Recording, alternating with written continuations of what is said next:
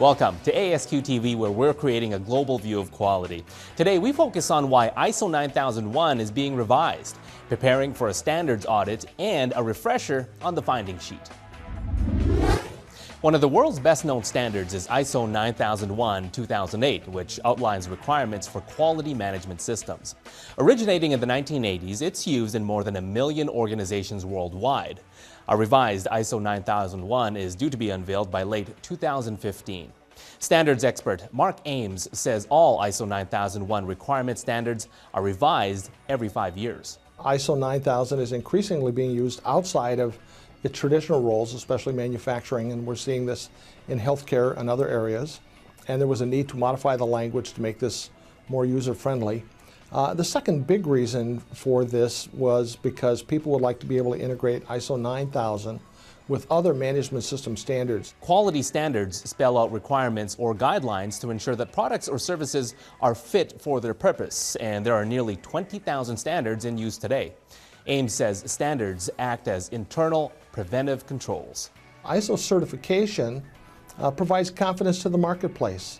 An outside independent authority called a certification body would come in and they would certify your organization, providing confidence to your potential customers, to your stakeholders, to your community. To hear more about the revision and to access a variety of resources on standards, see the links below and watch for ASQ's continuing coverage in the months leading up to the ISO 9001-2015 release. You might think that the term ISO, as in ISO standard, is an abbreviation, but think again. As standards expert Mark Ames explains, the roots of ISO stem from Latin.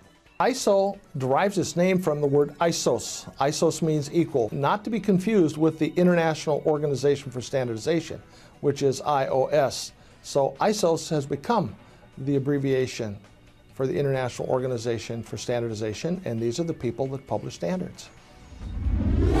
How do you ensure that organizations that have implemented standards such as ISO 9001 are following all the requirements? One popular method is the audit. Auditing expert and trainer Dennis Arter has more. All around us, we have risk.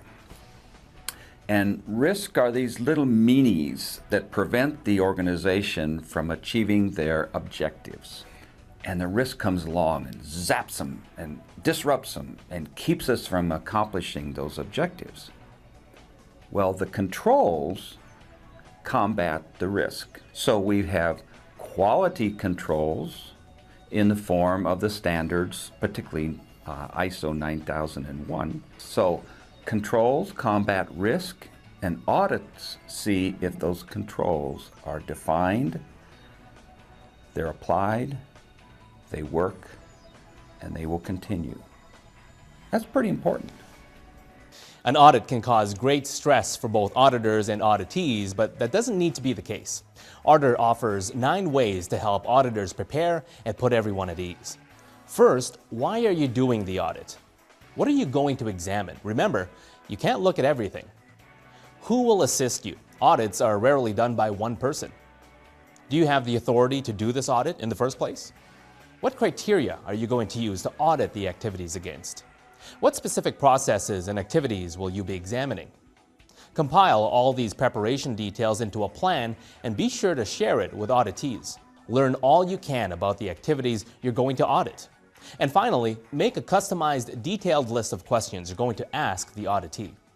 Auditor also has ideas to help minimize stress for those being audited. Provide a copy of the audit schedule ahead of time. Have an informal conversation well before the audit to start building a relationship. About a month before the audit, provide a copy of the detailed audit plan. Give auditees a copy of the detailed checklist questions so they can do their own self-audit ahead of time. With the auditee, develop a more detailed schedule of audit events. After a formal audit is complete, a useful tool for auditors is the finding sheet. The team leader gets a sheet of paper, draws a line down the middle of it, and on one side says good stuff, on the other side says aw shucks. And then everyone in the audit team opens their field notes and we shout out the good things and the bad things each one of us discovered during our part of the audit. And the team leader, acting as scribe, just writes them all down on one side or the other. The positive and negative findings should be just facts, no filtering or analysis at this point. Auditor calls this the data dump. Start grouping items that seem to relate to the same topic or area under scrutiny. This is classic data chunking. What we're looking for is patterns, because seldom do problems come in ones. The resulting document shows what business pains might be affecting the organization. So we say, here's the pain that's resulting from this problem. Now you shove the pain together with the problem and you build a cause and effect statement. Because of this, therefore pain. That becomes your finding. Dennis Arter shares more tips and advice on auditing in ASQ TV's video library. See the link below. Well, thanks for joining us today. Please share ASQ TV in social media using the icons at the left of this player. See you again next episode when we discuss careers in quality.